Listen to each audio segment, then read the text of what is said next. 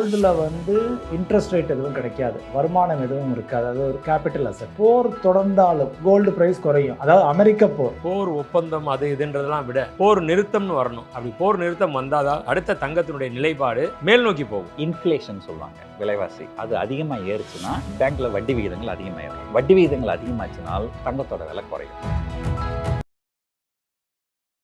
Line லயனா dates, இது தரும் ஆரோக்கியம் இயற்கையானது. லயன் லயனா பிரீமியம் டேட்ஸ். சென்னையோட நெக்ஸ்ட் புல் Padappai Japanese theme villa flats VGK Zenora garden. Flats from 18 lakhs and villas from 48 lakhs. தங்கம்ன்றது வந்து தனிங்க. கச்சா எண்ணெய்ன்றது வந்து அது வந்து போர் சம்மந்தப்பட்டது. தங்கம்ன்றது எப்படின்னா ஒரு இன்ஃப்ளேஷன் சொல்லுவாங்க, விலைவாசி அது அதிகமாக ஏறுச்சுன்னா பேங்க்கில் வட்டி விகிதங்கள் அதிகமாகிடும். வட்டி விகிதங்கள் அதிகமாச்சுனால் தங்கத்தோட விலை குறையும். ஏன்னா இப்போ உங்ககிட்ட காசு இருக்குதுன்னு வச்சுங்களேன், நிறைய வட்டி கொடுக்குறாங்கன்னா நம்ம எதுக்கு போய் தங்கம் வாங்கணும், பேங்க்கில் போட்டுலாமே, நிறைய வட்டி கிடைக்குது. வட்டி ரொம்ப குறைவாக கொடுத்தாங்கன்னு வச்சுங்களேன், என்னங்க இவ்வளோ கம்மியாக வட்டி கொடுக்குறாங்க, தங்கம் வாங்கிக்கலாம் அப்படின்னு சொல்லுவாங்க. அதனால் இன்ஃப்ளேஷன் அதிகமாகும்போது வட்டி விகிதங்கள் அதிகமாகும். வட்டி விகிதங்கள் அதிகமாகும்போது வந்து தங்கத்தோட விலை குறையும். இப்போ அமெரிக்காவில் வட்டி விகிதங்கள் ஏறும் அப்படின்னு பயப்படுறாங்க. நாம் வந்து இன்றைக்கி பேசுகிறோம், இன்றைக்கி வந்து புதன்கிழமை.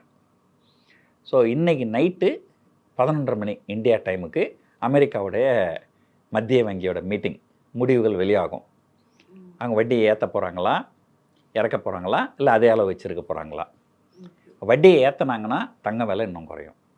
வட்டியை இறக்குனாங்கன்னா தங்க விலை கூடும். வட்டி ஏற்றவும் இல்லை இறக்கவும் இல்லை அப்படின்னா ஒரு பெருசாக சேஞ்சஸ் இருக்காது. பெரும்பாலான அவங்க என்ன எதிர்பார்க்குறாங்கன்னா வட்டி விகிதங்கள் ஏறாது, இறங்காது, அதே அளவில் தான் இருக்கும்னு தான் எதிர்பார்க்குறாங்க.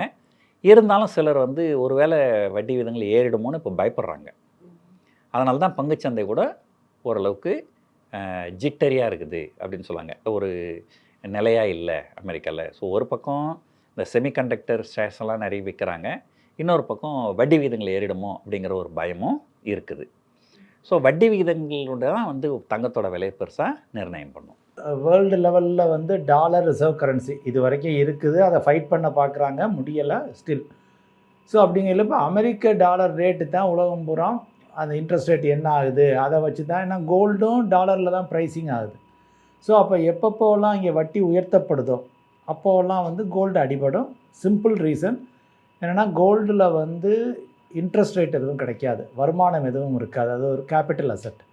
ஸோ அப்போ வருமானங்கள் எனக்கு பாண்டில் வந்து கவர்மெண்ட் ஆஃப் யூஎஸ்னுடைய பாண்டு வந்து எனக்கு அதிகமான இன்ட்ரெஸ்ட் கிடைக்குது அப்படிங்கிறதுல வந்து ஆட்டோமேட்டிக்காக என்ன பண்ணுவாங்க, கொஞ்சம் கோல்டை விற்றுட்டு பாண்டில் போய் நான் முதலீடு பண்ணிக்கிறேன், எப்போ இன்ட்ரெஸ்ட் ரேட்டு குறையுதோ அப்போ நான் கோல்டுக்கு வந்து மாத்திரம்னு சொல்லி பண்ணுவாங்க. ஸோ அதனால் இன்ட்ரெஸ்ட் ரேட் ஏறிச்சுன்னா டெஃபினட்டாக ஃபர்தராக குறைய வாய்ப்பு இருக்கிறது.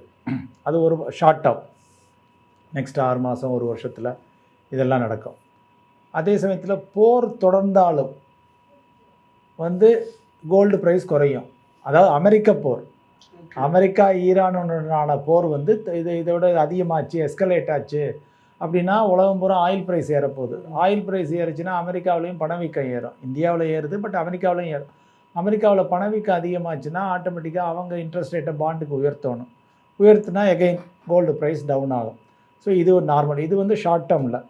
பட் வெரி லாங் டேர்ம் எடுத்துக்கிட்டிங்கன்னா அமெரிக்காவோட மீதி அரசாங்கங்கள்லாம் ஓரளவு இன்னும் ஃப்ரெண்ட் அண்ட் எனிமி அப்படிங்கிற மாதிரி இருக்குது, நண்பன் அதே சமயத்தில் பகைவன் அப்படிங்கிற மாதிரி போய்கிட்டே இருக்குது.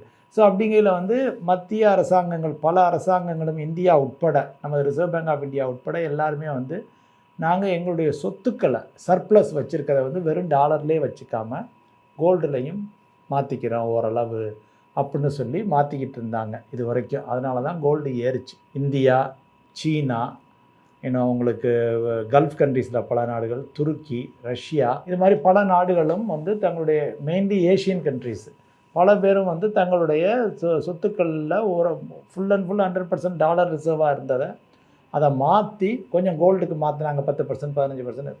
ஸோ அதனால் இவ்வளோ விலையேற்றம் ஏறிச்சு. இடையில் ஆயில் ப்ரைஸ் ஏறிட்டதுனால டாலர் நமக்கு முக்கியம் அப்படின்னு சொல்லிட்டு யாருமே வந்து தங்கத்தை வாங்கலை. அதுதான் இந்த டவுன் ட்ரெண்ட் நம்ம பார்த்ததும். ஒரு 2000-3000 ரூபா கிராமுக்கு குறைஞ்சிருக்கிறதுக்கு காரணமும் அதுதான். டாலர் ரேட்லேயும் ருப்பி ரேட்டில் குறைஞ்சதை விட அதிகமாகவே குறைஞ்சிருக்கு, நல்லாவே குறைஞ்சிருக்கு, 25% 30% குறைஞ்சிருக்கு டாலர். நீண்ட காலத்தில் திருப்பி ரிசர்வ் பேங்க் ஆஃப் இந்தியாவோ சீனாவோ ரஷ்யாவோ வாங்க ஆரம்பிச்சிச்சுன்னா இந்த கோல்டனுடைய விலை உயரும். ஸோ நீண்ட காலத்தில் வந்து கோல்டனுடைய விலை உயரும், இந்த அளவு உயராது. இப்போ சமீபத்தில் நம்ம பார்த்த அளவு 2 மடங்கு பெரிய ஹைக் இருக்காது. ஒரு மிதமான எண்ணெயிலேருந்து ஒரு 5 வருஷத்துலேயே 10 வருஷத்தில் கோல்டு டபுள் ஆகுமானா ஆகலாம். So long term bullish, short term வந்து பியரிஷ்னால் டவுன் ஆகும் அப்படின்னு எதிர்பார்க்குறோம். லாங் டேர்மில் உயரும் அப்படின்னு எதிர்பார்ப்பு இருக்கிறது ஜென்ரலாக. Okay sir. இப்போ ஷார்ட் டேர்மில் வந்து பார்த்தீங்கன்னா தங்கம் வந்து இறங்க வாய்ப்புகள் இருக்குதுன்னு நம்ம சொல்லியிருந்தீங்களா சார்? இப்போ இன்கேஸ் இறங்குனா இந்திய ரூபாய் வந்து இன்னும் வாய்ப்புகள் இருக்கா சார்? இந்திய ரூபாய் இல்லை, இப்போ கோல்டு இறங்குறத வச்சு நமக்கு வந்து கோல்டு இறங்குறது ஏறுறதை வச்சு நமக்கு பெரிய பிரச்சனைகள் இல்லை. ஏன்னா நம்ம கோல்டை வந்து கம்ப்ளீட்டாக இம்போர்ட் பண்ணுறோம். ஸோ இப்போ ஜென்ரலாக வந்து பார்த்திங்கன்னா கோல்டு டிமாண்டே இந்தியாவில் குறைச்சிருக்கு. அப்படி ஏன்னா இப்போ நம்மளுடைய ப்ரைஸும் கொஞ்சம் அதிகம், டியூட்டி அதிகமாக போடுறாங்க. இப்போ கிட்டத்தட்ட ஒரு 15% ஆக்கிட்டாங்க. 6 இருந்ததை 15 ஆக்கிட்டாங்க. ஸோ அதனால் விற்பனையும் குறைவாக இருக்குது. ஸோ இப்போ வந்து நம்மளுடைய ரூபாய் மதிப்பு உயருதுன்னு வைங்க, அப்போ கோல்டு நமக்கு சீப் ஆகும். உயருது இந்த சென்ஸ் என்னன்னா, இப்போ 95 ரூபாயில் இருக்குது 92 ரூபா, 93 ரூபா 92 ரூபாயா வந்துச்சுன்னா நமக்கு வந்து கோல்டு சீப் ஆகும். ஓகே, சீப் ஆகும். இப்போ அதே சமயத்தில் வந்து இப்போ 95 ரூபாயா இருக்குது 98 ரூபாயா போச்சுன்னு வைங்க, நமக்கு கோல்டு காஸ்ட்லி ஆகிடும். ஸோ அதுதான் நமது ரூபாயின் மதிப்பிற்கும் கோல்டுக்கும் உள்ள ரிலேஷன். ஏன்னா நம்ம எல்லாமே இம்போர்ட் பண்ணுறோம், கம்ப்ளீட்டாக இம்போர்ட் பண்ணுறோம். கிட்டத்தட்ட ஒரு $70-80 பில்லியன் இம்போர்ட் பண்ணுறோம் அப்ராக்சிமேட்.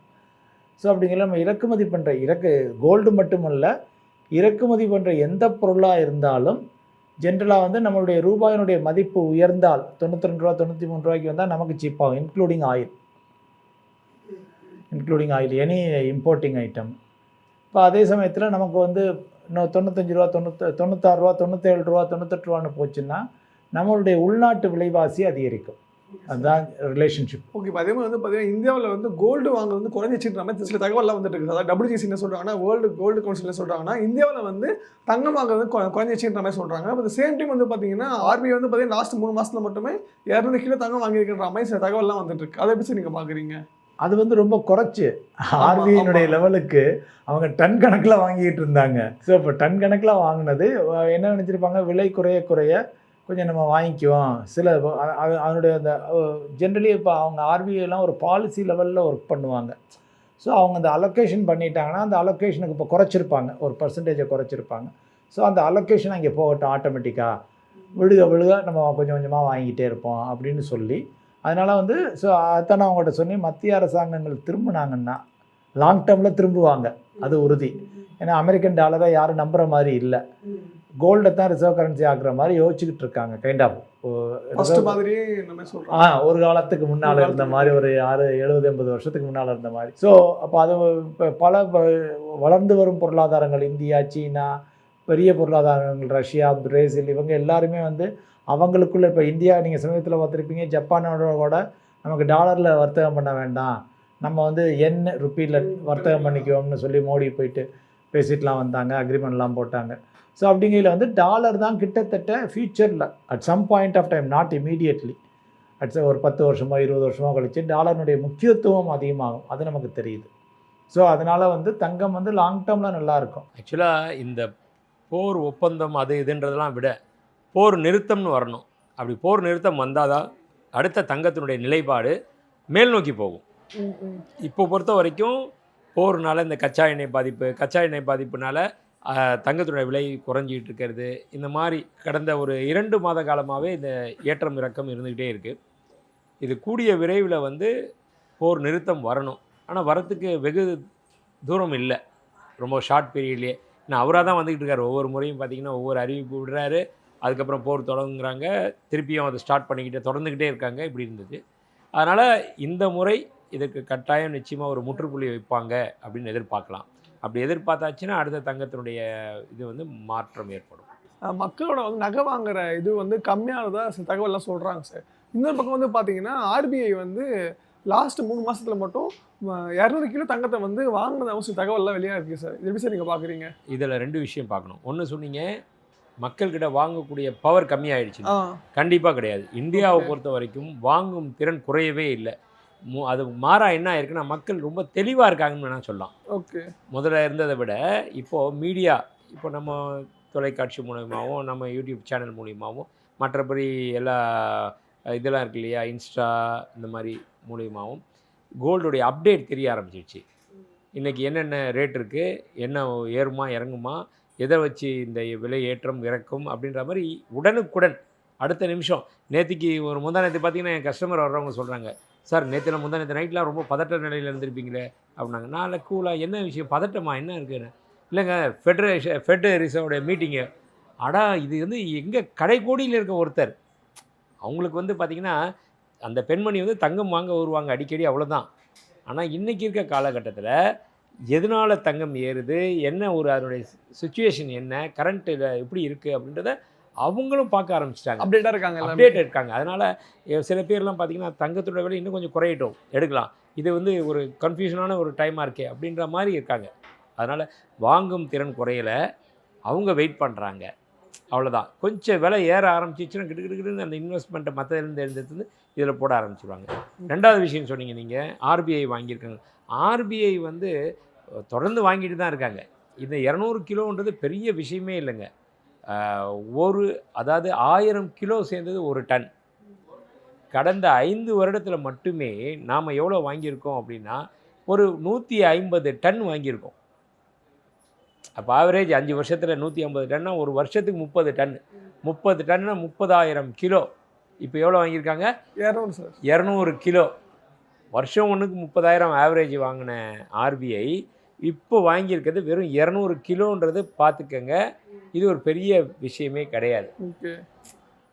அந்த அளவுக்கு தான் இருக்குது. கம்மியாக தான் வாங்கியிருக்காங்கன்ற மாதிரி ஒரு கம்மியாக தான் வாங்கியிருக்காங்க அதனுடைய இது சொல்லப்போனால். Okay sir. அதே மாதிரி வந்து நீங்கள் சொல்லியிருந்தீங்க யூஎஸோட ஃபெட் ரேட் இருக்குல்ல சார், அது வந்து பார்த்தீங்கன்னா என்ன சொல்கிறது, இறக்கிறதுக்கான வாய்ப்பு இல்லை, ஏற்றதுக்கான வாய்ப்பு தான் இருக்குன்ற மாதிரி கெவின் வாஷர் சொல்லிட்டார் சார். இது எப்படி சார் பார்க்குறீங்க? சப்போஸ் ஏற்றிட்டாருன்னா தங்கம் எப்படி ரியாக்ட் பண்ண நினைக்கிறீங்க சார்? கண்டிப்பாக இதை சொல்லிக்கிட்டே தான் இருக்காங்க, இறக்கத்துக்கு வாய்ப்பு இல்லை, ஏற்றலாம் அப்படின்னு. இதெல்லாம் வந்து அவங்களுடைய பாலிடிக்ஸு.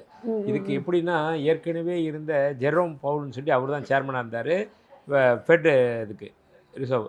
அவர் என்ன சொல்லிட்டார், ட்ரம்ப்புக்கு அகெயின்ஸ்ட், ட்ரம்ப் ஏற்ற சொல்லிக்கிட்டே இருந்தார்.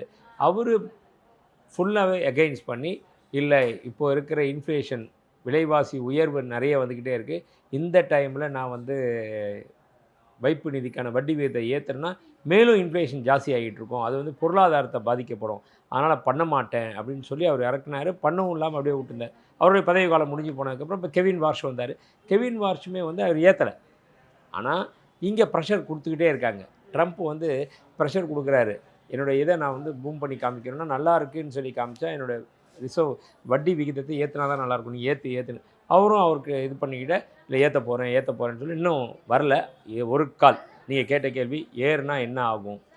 கண்டிப்பாக அப்படி விலைவாசி அந்த ஃபெட் ரிசர்வ் தன்னுடைய வைப்பு நிதிக்கான வட்டி விகிதத்தை ஏற்றுனாங்க அப்படின்னா இன்வெஸ்டர்ஸ், இந்த டெபாசிட் பண்ணியிருக்கவங்க எல்லாருமே தன்கிட்ட வேறு எங்கெங்கெல்லாம் முதலீடு இருக்கோ அதெல்லாம் எடுத்து கொண்டு வந்து இதில் போட்டுருவாங்க, ஃபெட்டில் போட்டுருவாங்க. அப்படி போட்டுட்டாங்க அப்படின்னா மற்ற துறைகள் கொஞ்சம் இறக்கம் காணப்படும். அதில் முக்கியமான துறை அப்படின்னா முதல் துறைனா தங்கம். ஏன்னா ஈஸியாக லிக்விடேட் பண்ணுற தங்கம் தான். தங்கத்தோட விலை குறையும். அது குறையும்னா என்னென்னா தற்காலிகமாக ஒரு 10 நாள், ஒரு வாரம், அதுக்கு அளவுக்கு தான். அதுக்காக நம்ம பயந்துட தேவையில்லை. ஐயோ அவங்க ஒரு இப்போ சப்போஸ் ஒரு 3%லேருந்து 3.5% ஏற்றிட்டாங்க, 3.5 ஏற்ற மாட்டாங்க, 0.25% ஏற்றினால பெரிய இம்பேக்ட் நடக்கும். அந்த ஒரு 0.25% ஏற்றிட்டாங்க அப்படின்னு சொன்னாலே தங்கத்துடைய விலை பாதிக்கப்படும். எத்தனை நாளைக்கு? ஒரு 3 நாள் 4 நாளைக்கு. அது எவ்வளோ பாதிக்கப்படும்? ஒரு 5%. அதிகலாம் இருக்காது, அதிகம், ரொம்ப ரொம்ப அதிகம்ன்றது 5%. அந்த ஒரு சடன் ஃபால் இருக்கும். அது ஒரு 3-4 நாள் இல்லை ஒரு வாரம் அதிகபட்சம், அதுக்கப்புறம் விலை ஏற ஆரம்பிச்சிடும். இதுதான் இருக்கும். அதனால் பெருசாக நிறைய நாளுக்கு உண்டான மாற்றங்கள்லாம் வராது. லயனா டேட்ஸ், இது தரும் ஆரோக்கியம் இயற்கையானது. லயனா பிரீமியம் டேட்ஸ். சென்னையோட நெக்ஸ்ட் புல் Padappai Japanese theme villa flats VGK Zenora Garden. Plots from 18 lakhs and villas from 48 lakhs.